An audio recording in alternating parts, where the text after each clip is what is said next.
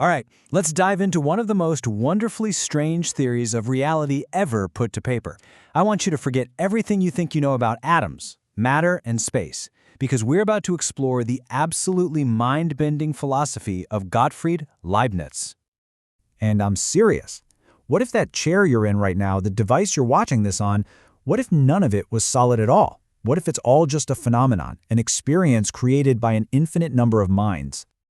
Well, that's exactly what one philosopher proposed. His name was Gottfried Leibniz, and back in 1714, he wrote this short but unbelievably dense work called the Monadology. And in it, he laid out a vision of the universe that just turns our most basic ideas about reality completely upside down.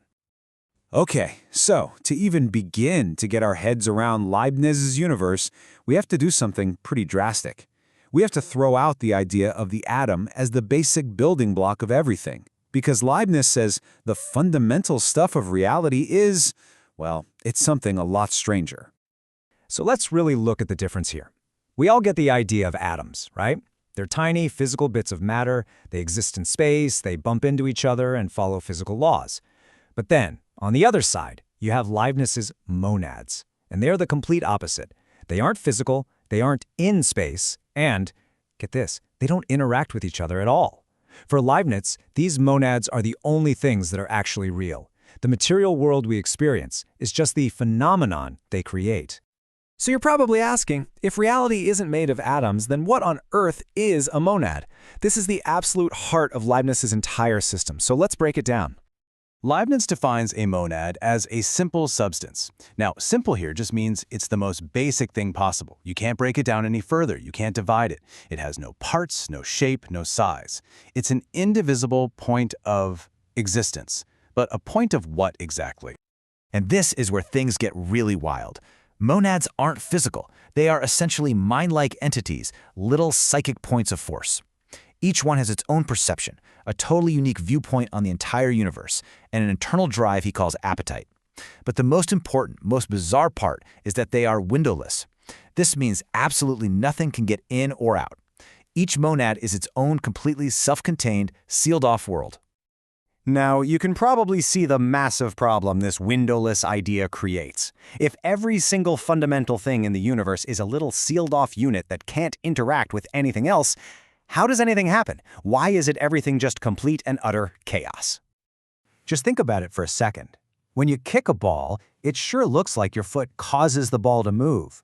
But if your foot and the ball are just these massive collections of non-interacting monads, what is really going on there? Leibniz's solution to this is both elegant and absolutely staggering. It's called pre-established harmony. He argues that there is no actual cause and effect between things. What we see as causation is really just a perfectly choreographed illusion. He uses a brilliant analogy for this. Imagine two perfect clocks. A master clockmaker sets them to the exact same time and winds them up. They will tick and chime in perfect sync forever. But is one clock causing the other to move? No, of course not. They are both just following their own internal, pre-programmed instructions.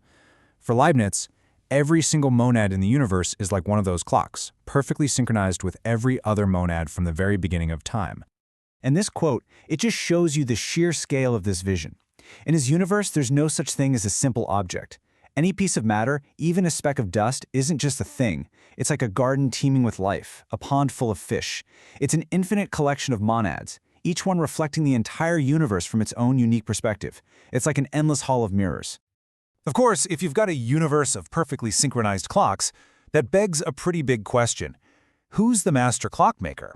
For Leibniz, this is the logical and totally necessary role of God. Now, not all monads are the same. Leibniz describes a kind of hierarchy, a ladder, based on how clearly they perceive the universe. So way down at the bottom, you have simple monads, or entelechis, whose perceptions are so fuzzy it's like a deep, dreamless sleep.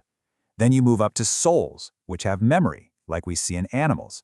And then at the top, you have spirits, that's us, rational souls who are capable of understanding the universe itself. So, what are you in this whole system? Well, your mind, your conscious self, is a dominant monad. And your body, that's just a giant collection of less developed monads, all harmonized with you. They don't obey you because you force them to. They were simply programmed from the beginning of time to act in perfect sync with your will. And reigning over all of this is God, the ultimate, uncreated monad. God is the source of all the other monads. Leibniz even describes them as continual fulgurations of the divinity, like constant sparks from a divine fire. God's perspective isn't just one among many, it's the only complete, perfectly clear view of everything, all at once. You see how all these pieces are locking into place? The windowless minds, the pre-established harmony, the divine architect? It seems wild, but it forms a logical chain. And that chain leads to one of the most famous and most debated conclusions in all of philosophy.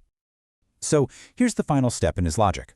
If a perfect and all-powerful God created everything and arranged it all into the most perfect harmony possible, well, then the universe itself must be a reflection of that perfection. And this is Leibniz's bold conclusion, in his own words. Because God is perfect, the world he created must be the best of all possible worlds. Now, that doesn't mean perfect in the sense that nothing bad ever happens. It's perfect in the sense that it contains the greatest possible amount of existence and variety, all working within the simplest, most elegant set of laws. Any other possible world, Leibniz argued, would be less perfect. So we're left with this staggering thought. In Leibniz's world, the only true reality is mind. Everything else, space, time, matter, causation, it's all a well-ordered, shared dream, playing out in perfect harmony. And that, well, that forces us to ask a pretty profound question. What do we even mean when we say something is real?